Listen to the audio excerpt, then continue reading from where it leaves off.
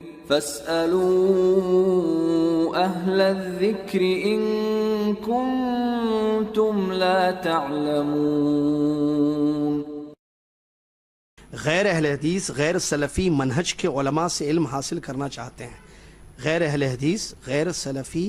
منہج کے علماء سے، سوال میں نے جو سمجھایا اگر میں نے غلط سمجھایا تو بتا دیجئے، یعنی علم حاصل کرنا جو کہ واجب ہے ضروری، غیر اہل حدیث یا غیر سلفی منہج کے علماء ہے نا، ایسے ہی جو سلفی اہل الحدیث نہیں ہے ان سے علم حاصل کرنا نہیں ہے، صحیح نہیں ہے، کیونکہ دیکھیے اس میں کوئی شک نہیں، خیر موضوع تو نہیں ہے کہ اس پہ تفصیل سے، اہل الحدیث فرقہ ناجیہ ہے، سلفی کہیں اہل حدیث ہیں یہی صحیح ہیں، اس میں کوئی، یہ تو معلوم ہے سب کو، یہ موضوع نہیں ہے کہ اس پر آپ جانتے ہیں ماشاءاللہ علماء کے خطابات، تو علماء اہل حدیث علماء موجود ہیں، سلفی علماء موجود ہیں الحمدللہ،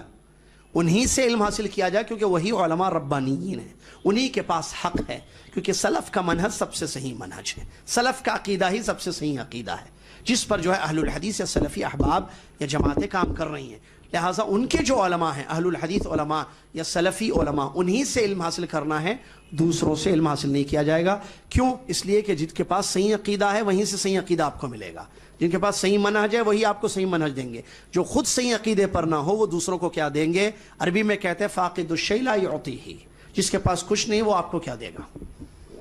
ٹھیک ہے؟